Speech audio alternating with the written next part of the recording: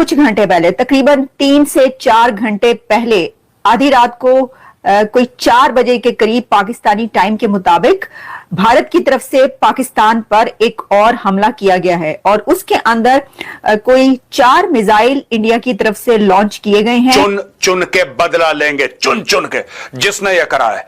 और यही प्रधानमंत्री मोदी का वादा भी था, तुम कहीं भी छुपो बेटा, तुम कहीं भी छुपो, कोई बिल में छुपो। और मुझे तो ऐसा लगता है कि अगर ये विदेश भी चला गया उसको वहां से भी ढूंढ निकालेंगे। कहां भागेगा, जमीन कम पड़ जाएगी भागने के लिए, लेकिन तुम्हें चुन चुन के ठोकेंगे। भारत ने जो है ना तो हमारी मिलिट्री पे अटैक किया, ना हमारे सिविलियंस पे अटैक किया।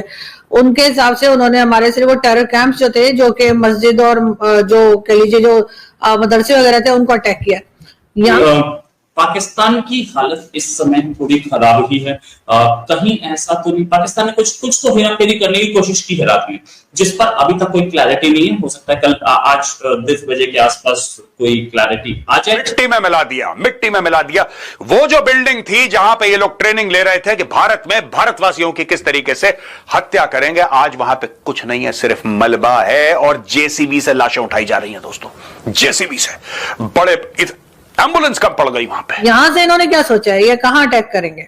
क्या भारत में इनको पता है कि कोई इस तरह के कोई टेरर कैंप्स चल रहे हैं? अगर इन्हें पता है तो उन्होंने पहले क्यों नहीं बोला, और कहां चल रहे हैं मैंने तो नहीं सुना। मिलिट्री पे अटैक कर नहीं सकते क्योंकि भारत ने भी मिलिट्री पे अटैक नहीं किया है।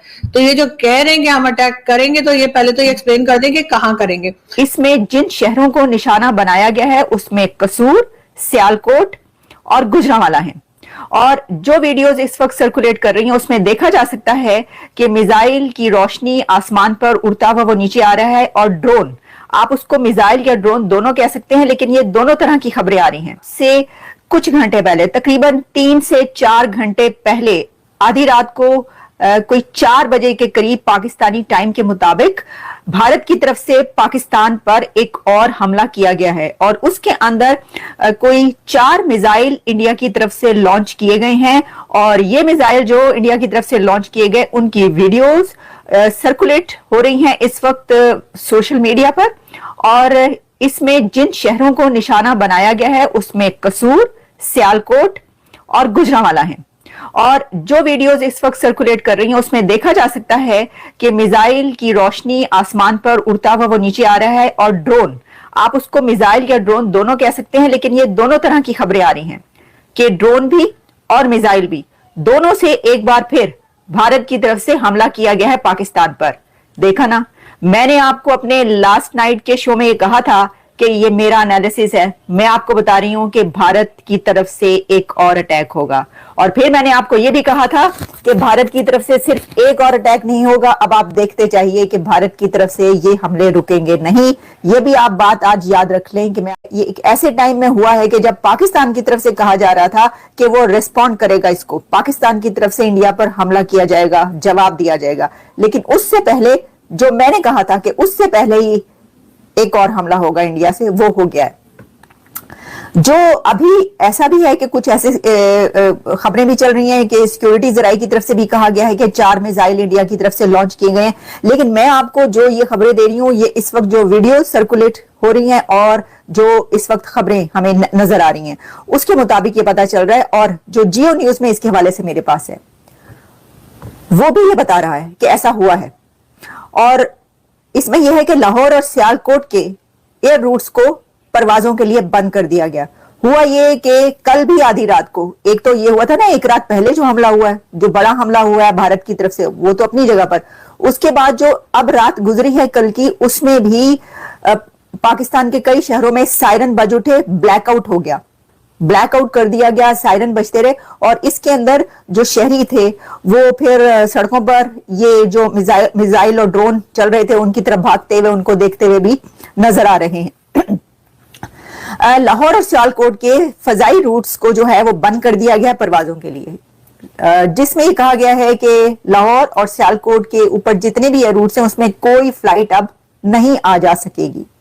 पाकिस्तान और इंडिया के दरमियान जो इस वक्त हालात हैं उसके पेश नजर दोपहर 12 बजे तक ये फजाई रूट्स, ये एयर रूट्स बंद रहेंगे। और इसमें यह है कि जो लाहौर फ्लाइट इंफॉर्मेशन रीजन में 7 एयर रूट्स हैं, कमर्शियल जो फ्लाइट्स जाती हैं जिनके लिए, वो बंद किए गए हैं। सियालकोट एयरपोर्ट पर कमर्शियल फ्लाइट्स की लैंडिंग और टेक ऑफ भी दोपहर 12 बजे तक बंद कर दिया गया है। अच्छा, अब इससे ये पता चलता है कि ये हुआ है हमला भारत की तरफ से। एक और गुजरात में क्या हुआ है मैं आपको बताती हूँ। गुजरात के इलाके डंगा के करीब खेतों में ड्रोन गिरा है। इसमें पुलिस का ये कहना है कि उसकी टीम्स जो है पुलिस की, वो उस जगह पर पहुंची और उन्होंने देखा ड्रोन का मलबा इकट्ठा किया जा रहा है और उसमें ये कहा गया है कि वो होटल पर, कुछ लोगों ने बताया कि होटल पर बैठे खाना खा रहे थे कि अचानक एक धमाका सुना, जिसके बाद आसमान पर सुर्ख रोशनी हो गई। और उसमें फिर ये भी कहा गया कि उस तरफ की जो फ्लाइट्स और रूट्स हैं वो भी बंद किए गए हैं। चुन चुन के बदला लेंगे, चुन चुन के, जिसने यह करा है। और यही प्रधानमंत्री मोदी का वादा भी था, तुम कहीं भी छुपो बेटा, तुम कहीं भी छुपो, कोई बिल में छुपो। और मुझे तो ऐसा लगता है कि अगर ये विदेश भी चला गया उसको वहां से भी ढूंढ निकालेंगे। कहां भागेगा, जमीन कम पड़ जाएगी भागने के लिए, लेकिन तुम्हें चुन चुन के ठोकेंगे। The strikes, which lasted from 1:05 to 1:30 a.m. on 7th May, were carried out jointly by the Indian Army, Navy and Air Force under code name Operation Sindoor। दोस्तों, अभी तक आपने सिर्फ इसमें भूमिका इंडियन एयरफोर्स की ही सुनी है कि हमारे जहाज गए और ये 8, 10, 15 जितने भी टारगेट थे, मैं पूरी डिटेल बताऊंगा आपको, कौन कौन से टारगेट कहां थे, किसको मारा, क्या करा। वीडियोस आप सुबह से देख रहे हैं, सुबह से देख रहे हैं आप वीडियो। लेकिन दोस्तों, एक बात मैं आपको बताऊं, अभी तक इस ऑपरेशन के बारे में मैं बड़ी जिम्मेदारी से कह रहा हूं कि हमें 10% भी नहीं पता। We don't know 10% of what has happened.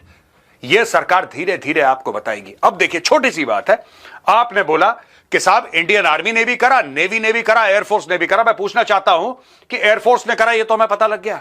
Indian navy ने क्या करा, इंडियन आर्मी ने क्या करा? कुछ दिन पहले मैं आपको यही बात कह रहा था, आईएनएस विक्रांत कहीं ना कहीं अरेबियन सी में है। और जब आईएनएस विक्रांत चलता है तो भाई साहब अकेले नहीं चलता, सबमरीन भी होती हैं, फ्रिगेट भी होती हैं, मिसाइल बोट भी होती है, डिस्ट्रॉयर भी होते हैं, एयरक्राफ्ट भी हैं, शिप्स भी हैं, दुनिया भर का तामझाम है यार ड्रोन श्रोन के साथ। ऐसी मजाक है। अब बाद में पता लगेगा इस्तेमाल हुआ कि नहीं हुआ। मुझे तो ऐसा शक है कि कहीं ऐसा ना हो कि विक्रांत से जहाज उड़े और ठोक दिया। यह भी हो सकता है, मैं ये नहीं कह रहा है हुआ है, मैं कह रहा हूं पॉसिबल है, क्योंकि ये कह रहे हैं आर्मी, नेवी और एयरफोर्स तीनों इन्वॉल्व थे इस ऑपरेशन में। ट्राई सर्विसेज को ऑपरेशन हुआ है, यह पहली बार हुआ 1971 के बाद। अब मैं और आपको डिटेल्स बताऊंगा दोस्तों।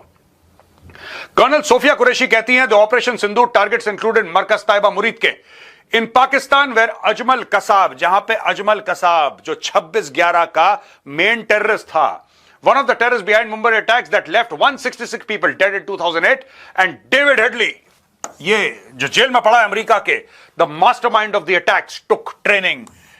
जहां पे डेविड हेडली ने ट्रेनिंग ली, जहां पे अजमल कसाब ने ट्रेनिंग ली, उसका नाम है मरकज तैयबा मुरीद के। मिट्टी में मिला दिया, मिट्टी में मिला दिया।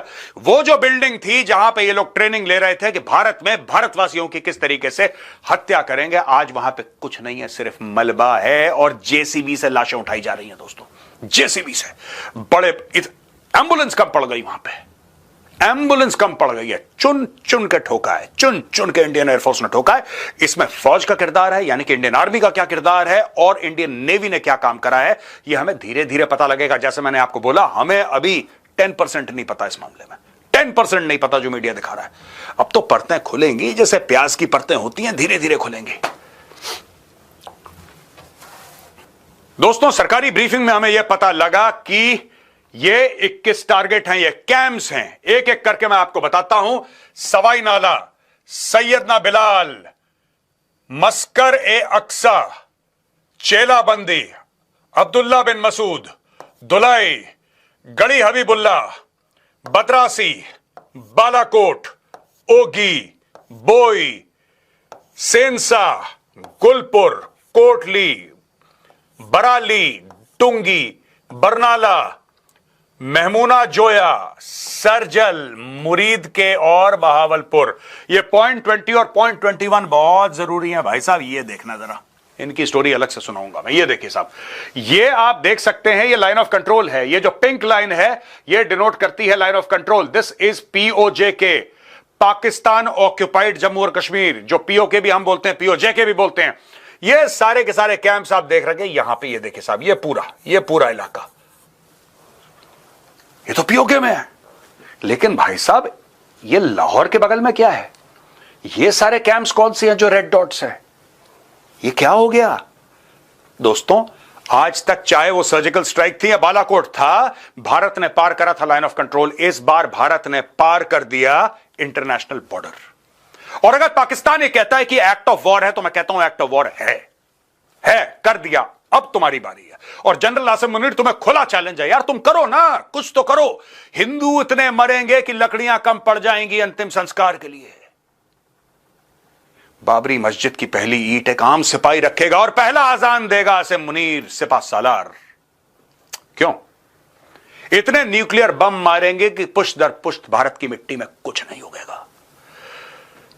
अब कुछ करने का वक्त है। डायलॉग तुमने मार लिया आसिम मुनीर, तुम्हारे मंत्री संतरी ने डायलॉग मार लिया। अब तुम्हारे हाथ में है, तुम्हें रिस्पॉन्ड करना।